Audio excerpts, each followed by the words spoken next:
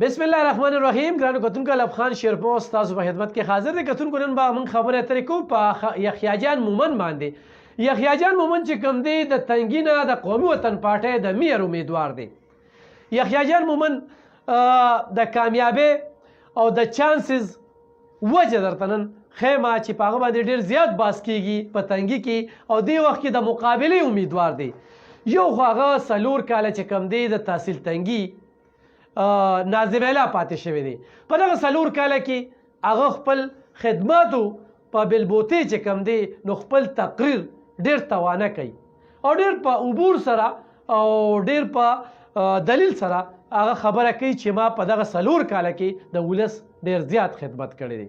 دویمه د هغوی چې کوم جنرال کونسلران ولاړ دي نو هغوی چې کوم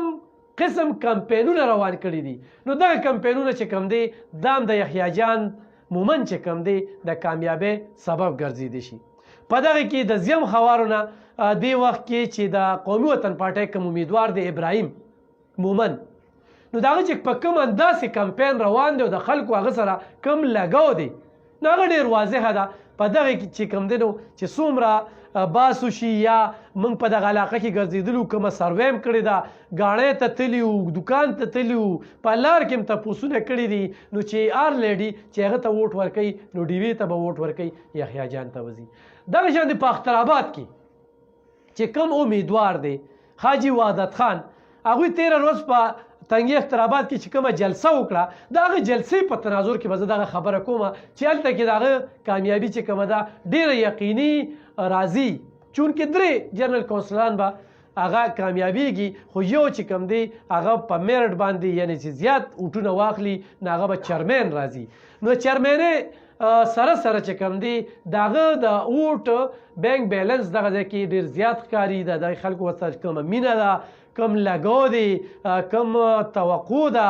نو په دغه لحاظ سره دغه ووټ هم چې کوم دی یحیی جان مومن ته ځي نو دا ډېره مهمه خبره ده. دریم چې کوم دی سردار علم د پاتې نه ولاړ دی د تنګي 28,000 ووټ دی او خو چې دغه 28,000 ووټ کې 20,000 ووټ پول شو نو دا هم د یحیی جان مومن کامیابي راځي. وجه څه ده چې یو خوا حاجي وحدت خان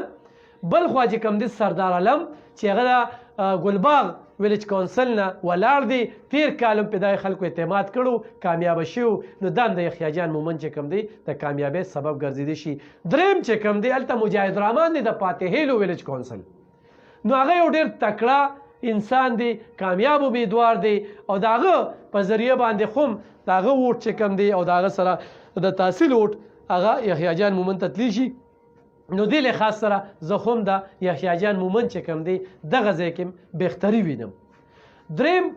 څلورم چې کوم دی زه به د پیر رحمان الله ذکر وکړم چې د قومي وطن پارټۍ ضلعي سینیر نایب چیرمین دی ډېر په مهمه عهده باندې دی د هغه ورور ولاړ دی زین خان چې کوم دی هلته کې کومه کاوشونه شروع کړي دي او کوم جدوجهد یې شروع کړی دی نو هغه ووټ بل په شمالي اشنغر کې هغه د یحیی جان یو خپل علاقه ده هلته کې د قومي وطن پارټۍ چې کوم دی نو ډېر مضبوط امیدوار دی ورسره دغه شانتې خو ذکر وکړو د مزدور کردستان پارټۍ د افضل شاه خاموش نو د هغې تړون چې کوم دی هغه هم ورته ترلاسه دي. دې خوا ته چې لاړ شو ګنډیري ته نو هلته کې آفتاب مومن یا غني چې کوم دی د هغوی ووټ چې کوم دی په خپله چې دغه ځای کې هغوی د تحصیل ممبران پاتې شوي دي نو دا ټول تناظر کې چې موږ وګورو نو د یحیی جان مومن دغه ځای کې چې کوم کامیابي ده نو هغه واضحه ښکاري. ورسره خو بیا شیرپور ته راشو نو شیرپور چې کوم دی قومي وطن پارټۍ ابایي ګړ دی او ورسره چې کوم دی هلته کې فضل ریان چې تحصیل ممبر پاتې شوی ډېر اکټیو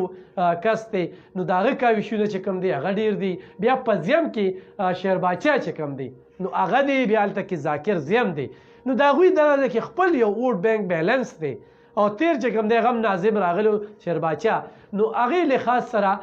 خو شمالي اشنغر هغه کور کوي نو ورسره چې کوم دی زیم خوارې شیرپو او بیا تنګي چې کوم دی نو دلته کې د یحیی جان مومن چې کوم دی دغه ځای کې پوزیشن هغه ډېر واضحه ښکاري. نو موږ دا نشو ویلی چې